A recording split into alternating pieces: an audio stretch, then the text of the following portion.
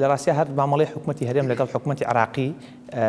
بابەتێکی یەکجار ستراتیژی و گرنگە و داهاتووی هەرێمی کوردستان و ژیان و گوزەرانی هاوڵاتیان هەرێمی کوردستان بەندە بە و ڕێکەوتن و پەیوەندیانی لە بینی هەرێمی کوردستان و لە بینی عراقا هەیە.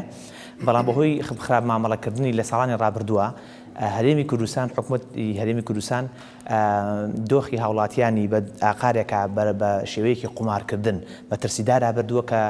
هێشتا کاریگەریەکانی ئەو قومارکردنە ماوێتی کە دەربکەوە بۆ خەڵک ڕوون بێتەوە. تا کەیسێکی دادگایی هەیە لە دادگاکانی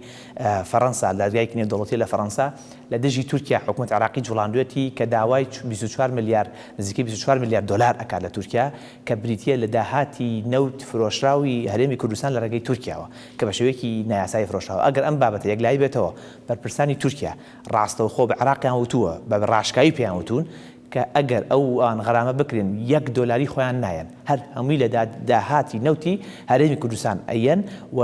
داهاتی هەرێمی کوردستان بە تەواوەتی ئەکەوێتە دەستی تورکیا و تورکیا $1 بۆ هەرێمی کوردستان ناگێڕێتەوە کە ئەمە مەترسیەکی یەکجار گەورەی لەسەر هەرێمی کوردستان.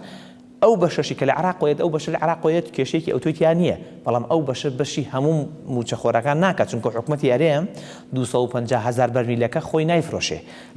با لە خۆی ئەیفرۆشێ لە ڕێگەی عراق و نایفرۆشێ. بۆیە حکوومەتی عراقی تەنها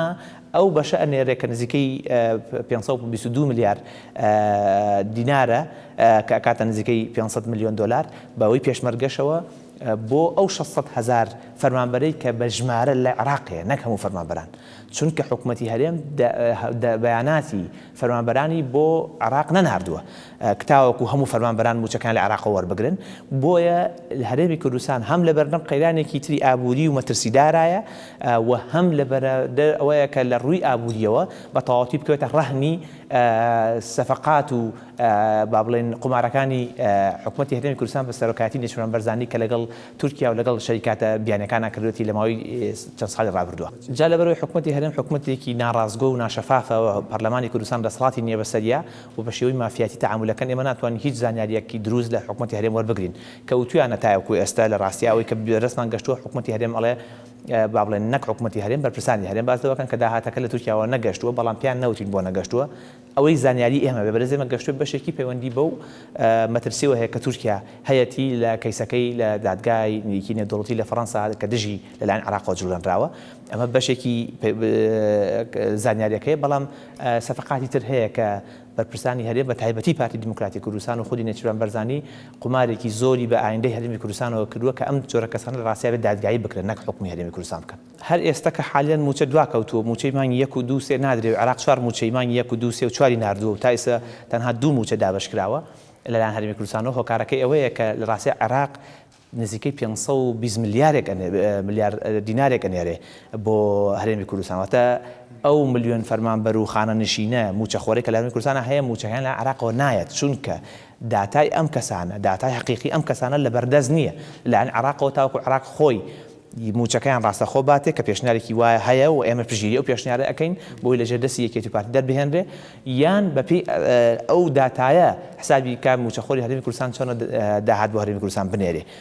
بەڵکو لەسەر ئەساسی ئەو 600,000 فەرمانبەری کە 2007ەوە هەرێمی کوردستان تەسلیمی عراقی کردووە و ژمارە لەسەر ئەو ئەساسی و گۆڕانکاری بەسەرا نەهاتووە تەنها بۆ ئەو فەرمانبەرانە موچە هاتووە. ئەوەی زیادەکەی و خانەنشین و بندیوار هەمووی بارگرانەیەکی تری دروست کردووە کە موچەخۆرانی ئەسڵی موچەکەیان وەرنەگرن و ئێستا موچەکەیان دواب بکەوێت چونکە حکوومەتی هەرێم بەو داهاتی کە لە عراقۆیەت لەگەڵ ئەوەی کە خۆی ئەیفرۆشێتەوە بە یەکەوە ئەبێ موچەی فەرمانبەرانی پێ دابین بکەن کە دیارە داهاتی 93 مانگێک کە لە هەرێمی کوردستان تا ئێستا دیار نییە بۆچی نهاتوت نەگەڕاوەتەوە بۆ وەزارەتی دارایی هەرێم.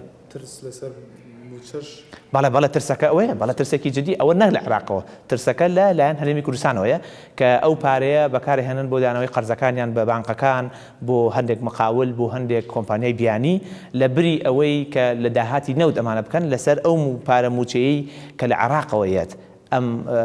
فەرمانبەرانی هەرێمی کوردستانە خەنە ژێر دۆخێکی دارایی قورسترەوە.